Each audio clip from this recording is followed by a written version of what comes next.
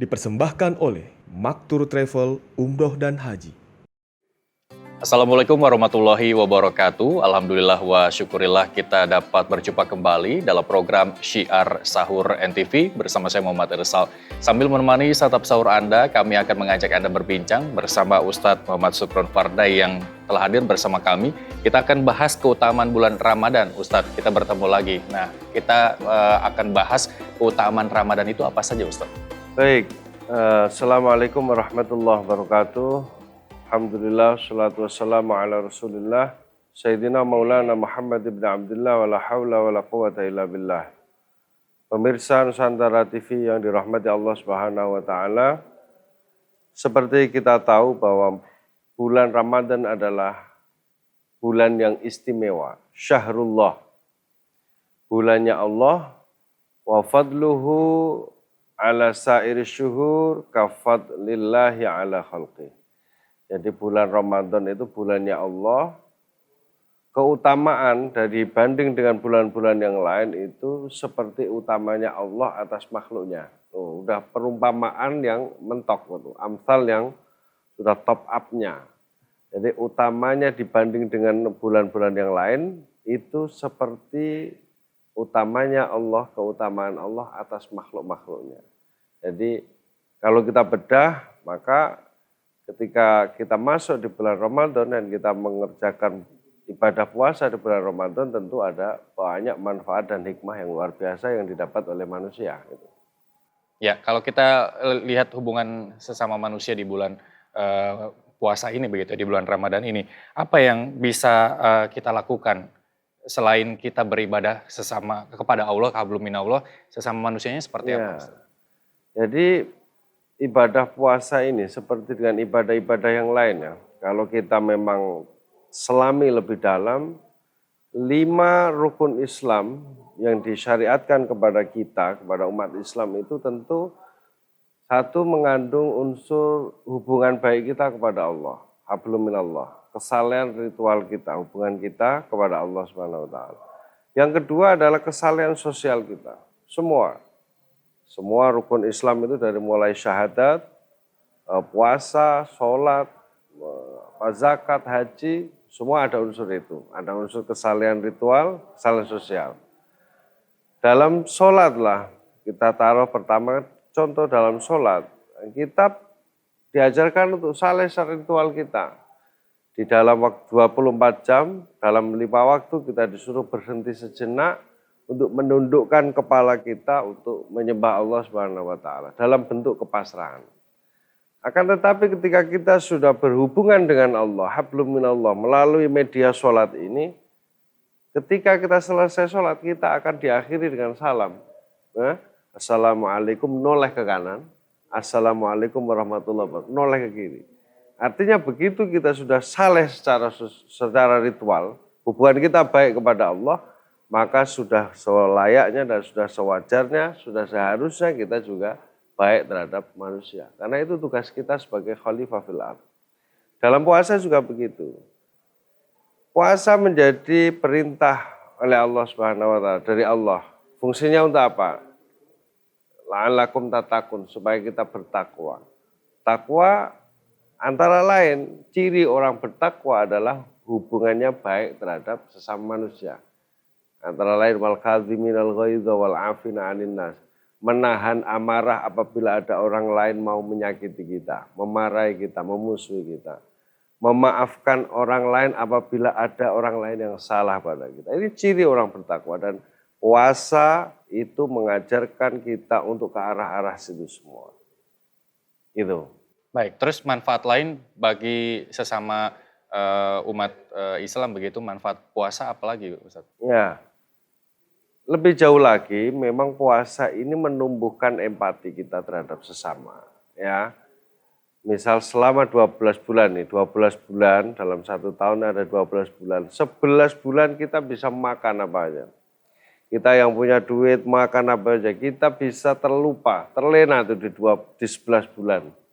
Banyak yang terlena, ketika makan aja, makannya los-losan. Nah. Kita nggak pernah mikir bagaimana tetangga kita udah punya beras apa enggak. Akan tetapi di satu bulan ini, di bulan Ramadan, semua orang terhenti. Semua orang tiba-tiba berhenti untuk mengerem dirinya sendiri. Yang biasa bangun tidur, bikin kopi, sarapan. Begitu bulan Ramadan berhenti sejenak. Oh, saya nggak bisa sarapan ya. Oh, ternyata begini rasanya orang nggak bisa sarapan.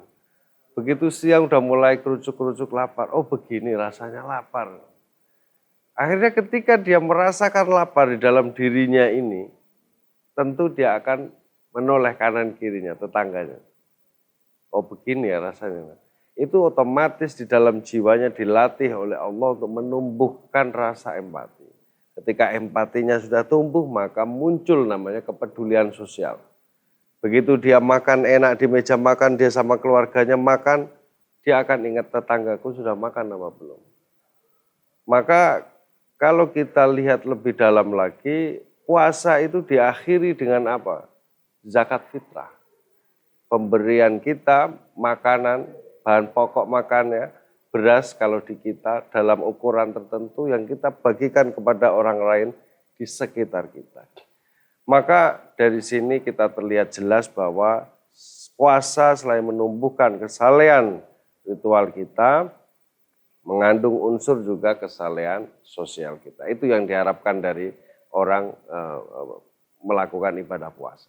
Baik, harapannya bukan hanya sekedar menahan lapar dan haus begitu ya. Puasa yang ada hikmahnya adalah amalan-amalan lain begitu. Nah, kalau kita bedah Ustadz, amalan lain selain puasa yang terbaik di bulan suci Ramadan ini apa saja? Tapi jangan dijawab dulu karena kita harus jeda sesaat. Bersama Syiar Sahur NTV akan kembali sesaat lagi. Jadi orang membaca Al-Quran walaupun dia tidak paham, ya, walaupun dia tidak tahu maknanya, tapi kalau dia bisa baca terus itu Al-Quran, dia otomatis bisa membersihkan hatinya.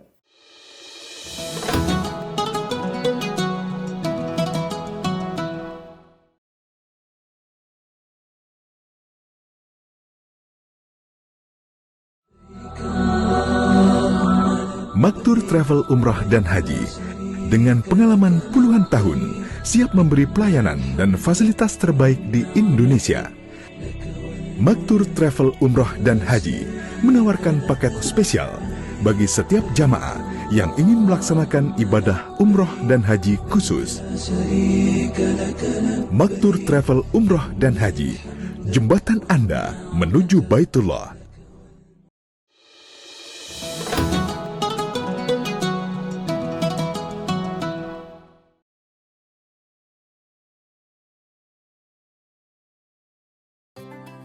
Anda kembali bersama kami di Syiar Sahur NTV. Pemirsa masih bersama Ustadz Muhammad Sukron Farda. Ustadz, tadi saya sudah memberikan pertanyaan menggantung ke Ustadz.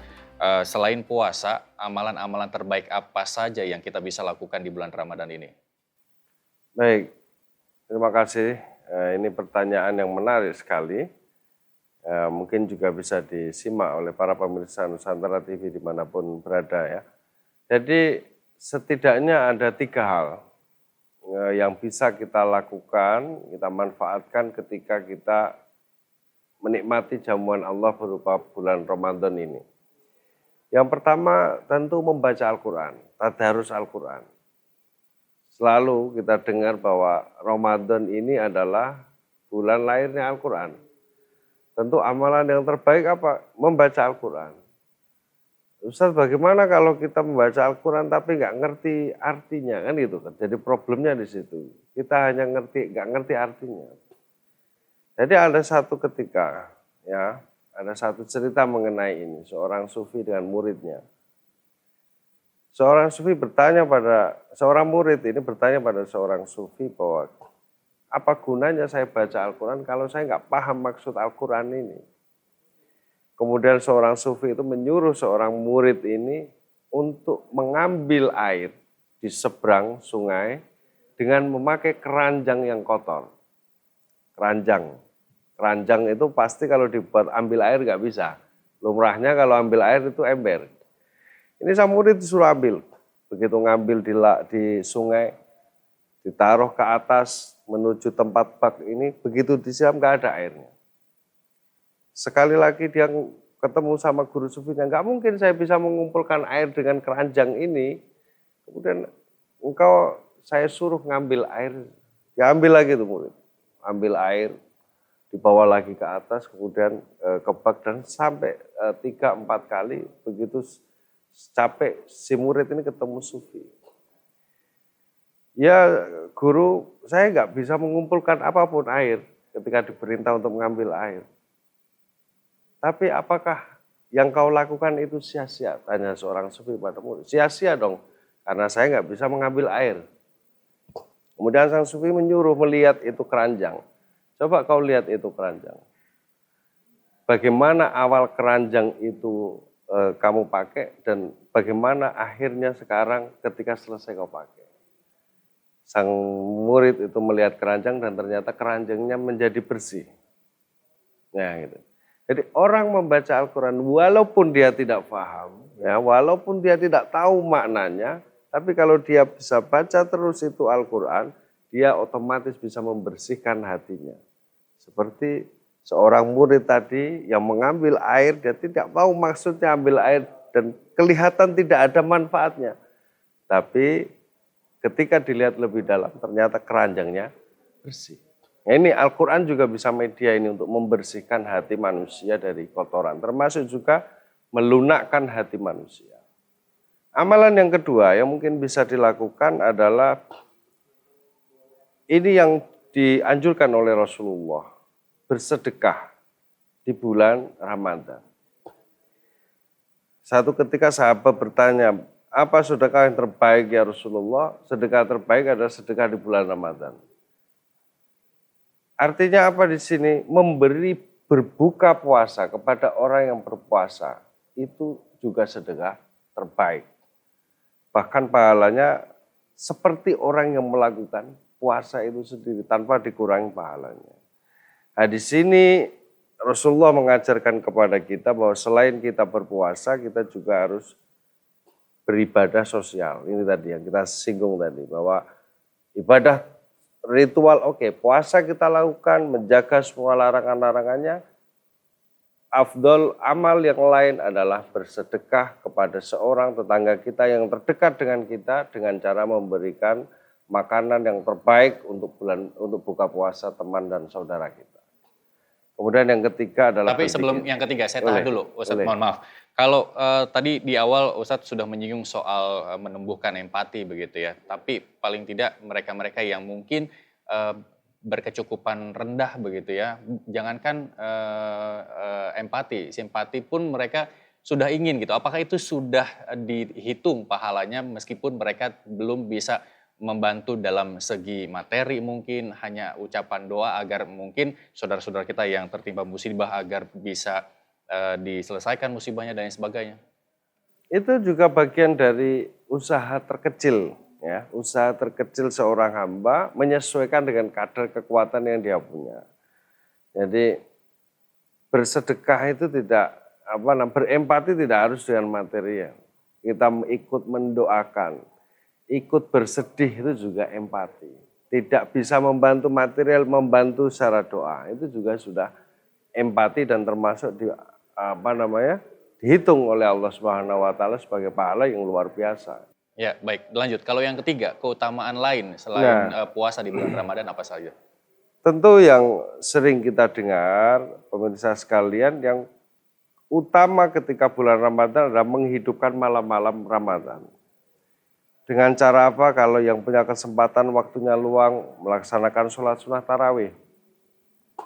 Kalau waktunya sempit, sibuk kerja segala macam, tentu dalam bulan Ramadan itu tetap harus kerja, jangan terus berhenti, nggak boleh juga. Orang ketika bulan Ramadan ya harus juga produktif. Karena kalau kita lihat sejarah itu kemenangan-kemenangan besar umat Islam itu justru di bulan Ramadan. Artinya ini bulan yang memang harus kita produktif. Jadi kalaupun sibuk kerja pulang sampai rumah jam 9, jam 10, nggak sempat tarawih, minimal lakukan sholat tahajud 2 rakaat setelah sahur atau sebelum sahur. Itu menghidupkan malam dalam rangka berikhtiar kita menghidupkan malam walau dengan 2 rakaat sholat. Kemudian berzikir. Berzikir ini penting sekali agar hati kita itu tenang. Berzikir, nggak perlu panjang-panjang. 166 itu aja passwordnya itu, berzikir itu. 100 sholawat, 66 Allah, Allah, Allah. Itu PIN itu. Untuk mendapatkan keberkahan selama satu hari, PIN-nya ya 10066. 100 baca sholawat, 66 baca Allah, Allah, Allah atau la ilaha illallah. Itu cukup. Itu amalan yang menurut saya setidaknya 3 itu diusahakan untuk mengisi bulan-bulan Ramadan selama ibadah puasa kita. Ustadz, puasa ini orang beranggapan bahwa tidur itu ibadah begitu ya. Kalau saya mending tidur terus, kalau tidur itu ibadah. Ini ada yang perlu diluruskan nggak dengan pemahaman di bulan Ramadan tidur itu sebagai ibadah? Tapi jangan dijawab dulu, karena kita harus break sejenak. Pemirsa Syiar Sahur masih akan kembali sesaat lagi. Kemerdekaan Republik Indonesia itu proklamirnya 17 Agustus 45 itu bulan Ramadan. Nggak mungkin dong dia dapat kemenangan dengan tidur-tidur aja.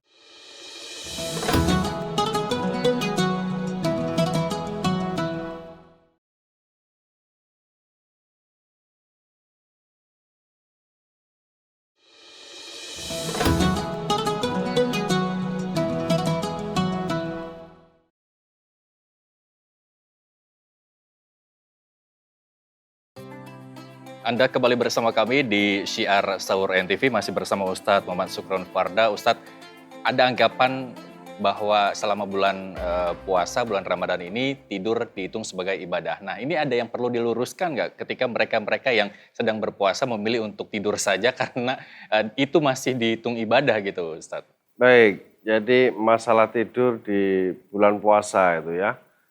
Jadi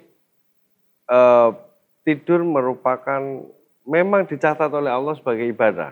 Nah, apalagi tidurnya ini diniati memang tarkul ma'asi, meninggalkan maksiat. Itu memang dinilai ibadah.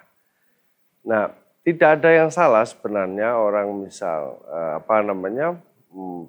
meniat tidur ini dengan berharap ibadah, tidak ada masalah. Yang jadi masalah masa iya 30 hari selama bulan Ramadan diisi dengan tidur terus. Artinya ini kurang produktif.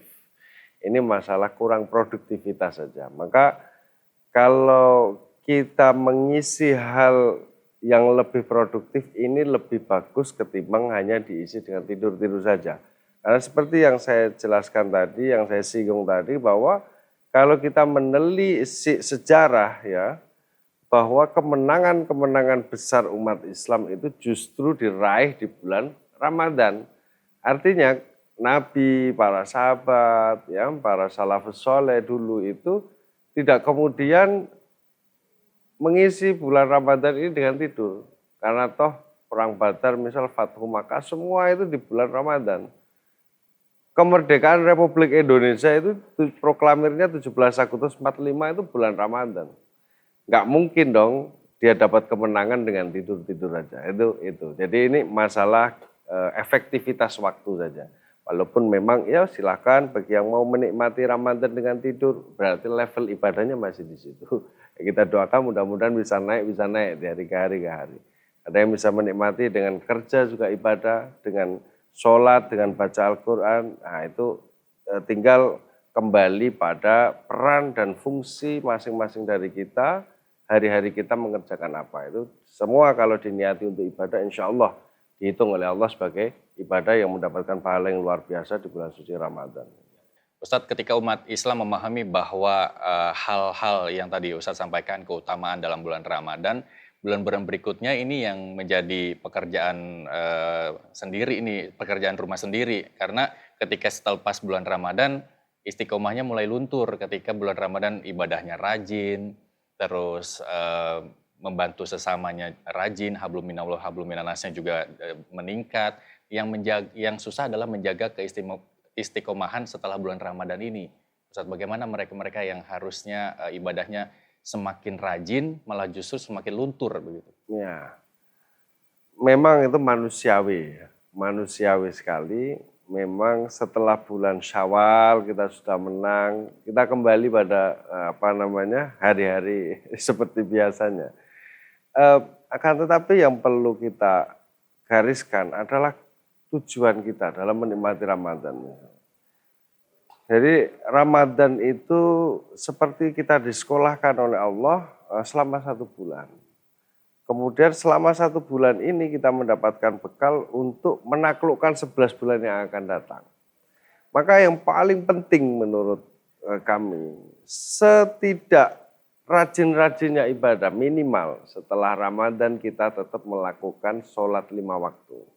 Ibadah-ibadah pokok inilah yang harus kita jaga. Karena selama 1 bulan kita diajari jamaah, ya, sholat jamaah bersama-sama keluarga di masjid segala macam ini.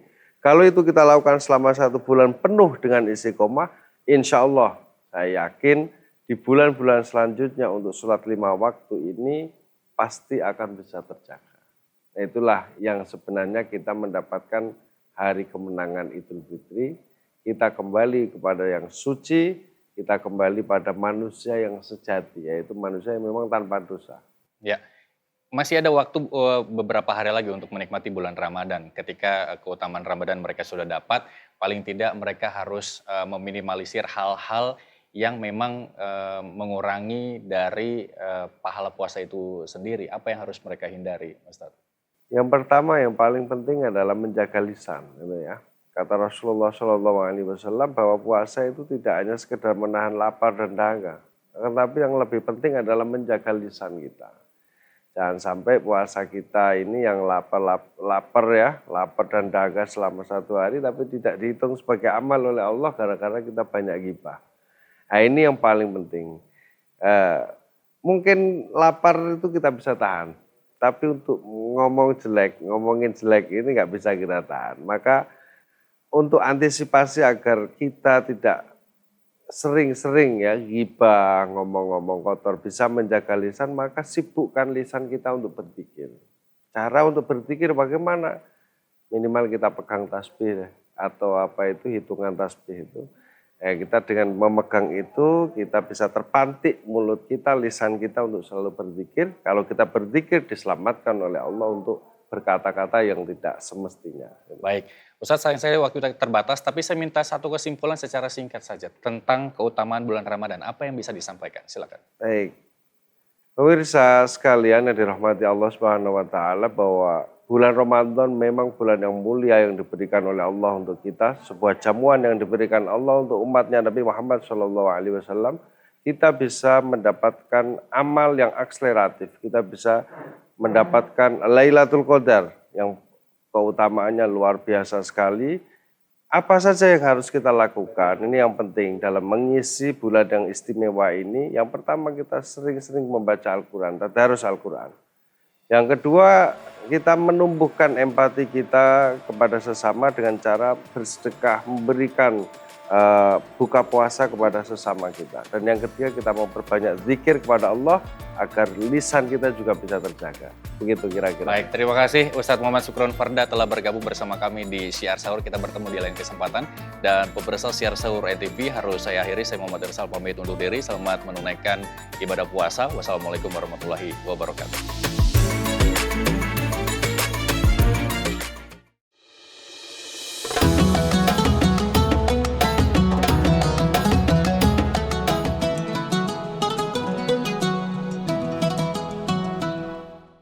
Dipersembahkan oleh Maktur Travel Umroh dan Haji.